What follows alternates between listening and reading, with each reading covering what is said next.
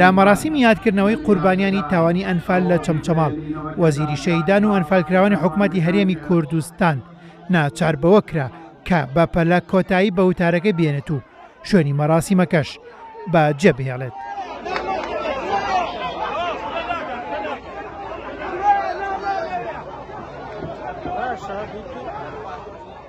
کەسوکاری ئەنفالکراوان دەڵێن خزمەت نەکردنی کەسوکاری ئەنفالکراوان و فەرامۆشکردنیان و بێبەڵێنەی لێپرسراوانی حکوومەتی هەرێمی کوردستان هۆکاری سەرەکی ئەو ڕووداوە بوو کە لەو یادەدا ڕوویدا.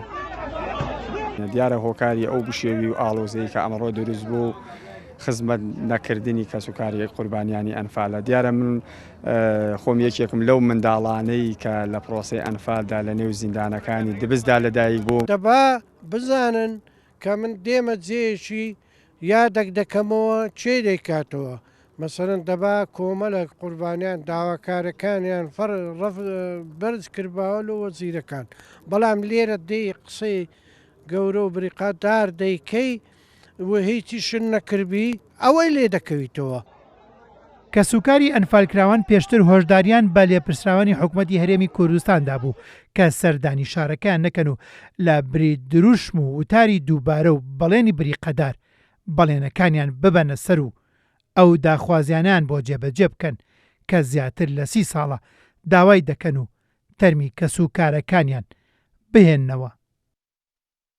خۆم ژیانە هەتاکو ئەم کوێرە مەعاشەمان بۆ دەرسۆر شکوت مەغڵەکانم پێگەی لە خوا بەزیایە مناڵ خۆمەم بژێنێ حکومەت نامژێنێ منمونیشی نیم بۆ مەعاشە 5 خێزان چ جناتەوە سوتیا لە لۆرێکە دینارێ مەعاشم نییە خاوەنی تۆ جەخانیان فارمێ ناتمەە هەر لە کریاگە لە قایرکە من لێ گەورە کچێگانە مەعاشی هەرنا نەخۆشین. وڵی داواکاریمان ئەوەیە ئەژانی ئەم ملەتە فەوتاوە وڵی هەتا مەعاشێکمانە دەنێ مەعاشتمان نادەنێ ئەوە معقول نییە ئەوە لە هەتا جەژن هەتا ئیزە دوو مەعاشان بدایە پێمان ئەوە هەتا مەعاشێکمان دەنێ هەست ئەو مەعاشە بدەنە هە قەرزە ئێمە.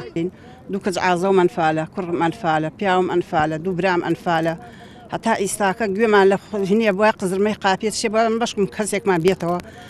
ئێستێش ئەم حەمکەی کەسوکارمانە ڕۆیشتووە تا ئەوواکەین کەوا جەنازەکانمان بۆ بێنە ڕۆژێ بێن گرەی درمان لەسەر ئەم هینەهین.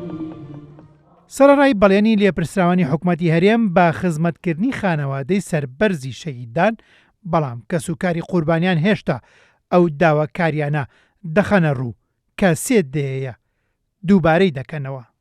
کەم و کوڕیمان هەیە داواکاریمان لە ئاو وایە گۆڕەکان بەهاتاتەوە کەم و کوڕی جادۆبان داواکاری ئەوانەمان کردە حەز کۆڵانێگری بە گڵابە زەبڵ و باش خاشاک و داربەردی لێفڕێدی ئەمە ئاوە لە ڕووی کارەباوە خۆت کارەباکە زانین و هەموو کارەبای هەرێمی کوردستان لە دانەغازەوە لە کۆرمۆرەوە چییە ئەمە وەزع ئەم شارەیەمەیە ئەماوە لەولاوە وەکو کەسوکاری ئەنفال من عەرزێکم وەرگردووە هەتا ئەم دقەیە کام مەسئولان ئەیتوێ بەرز ڕۆبی هەدیەقی ئەو نابێ تا ئێستا 30 وەرەقەکاتە لە ئەو پەرخانوە لە ناو شوانە. ماوەی 30 ساڵە حکوومەتی هەرێمی کوردستان بەڵێن دەدەن خزمەتی کەسوکاری شەهیدان و ئەنفالکراوان بکەن و ناوچەکانیان ئاوەدان بکەن و ڕووفاتی ئەو 10,000 شەهیدەش بێننەوە کە لەلایەن ڕژێنی بەحسەوە ئەنفالکراون.